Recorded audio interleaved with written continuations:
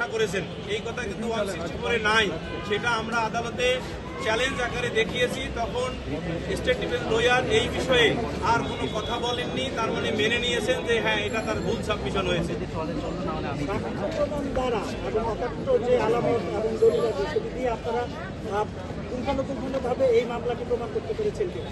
অবশ্যই আমরা প্রমাণ করতে পেরেছি পুঙ্খানুপুঙ্খভাবে, সন্দেহাতীতভাবে, এবং এর সাথে এডিশনালি 106-এর অধীনে যে বার্ডেন অফ প্রুফ, যে কি কারণে তার মৃত্যু হয়েছে এই ব্যাপারে কোনো এক্সপ্লেনেশন তারা দেয়নি। তার ফলে যেটা হলো, দুই দিক থেকে এই মামলা নিরঙ্কুশভাবে প্রমাণিত হয়েছে।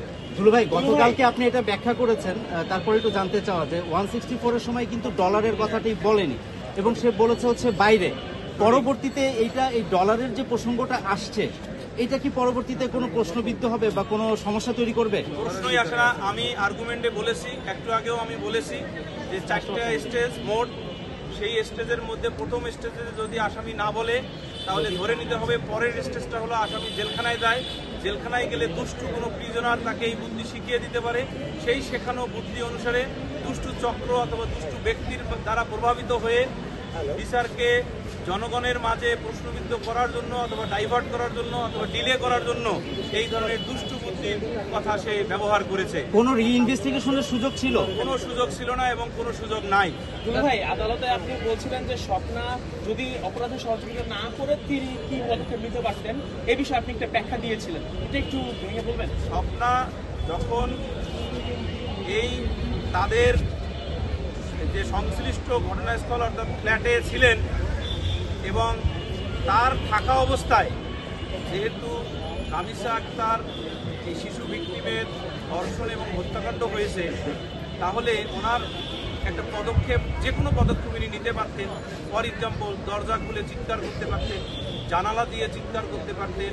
যেহেতু দরজার অপোজিট দরজাই হলো রামিসা ভিকটিমের পিতামাতার ফ্ল্যাট, এই ছোট্ট একটি কথা যদি ভিতর থেকেও বলতেন, তাও কিন্তু তার বাবা মা সচেতন হয়ে, অন্ততপক্ষে মা যেহেতু ছিল সচেতন হয়ে, সবাই মিলে প্রিভেন্ট করতে পারত। এই যে প্রিভেন্টিভ অ্যাকশন, এটাকেই বুঝিয়েছি যে উনি কোনো প্রকার প্রিভেন্টিভ অ্যাকশন নেননি।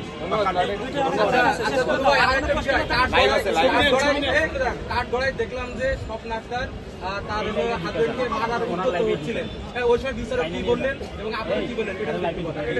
এটা তারপরও একটু বলে দেই, কাঠগড়ায় 2 নম্বর আসামি 1 নম্বর আসামির উপর তেড়ে গিয়েছিলেন যখন এই মামলার বিভৎসতা জিনিসগুলো দেখানো হয়েছিল আর্গুমেন্টের সময়। আর এই বিষয়টি মাননীয় ট্রাইব্যুনাল বলেছেন যে আর্গুমেন্টের সময় আসামিদের উপস্থিত থাকা ম্যান্ডেটরি না।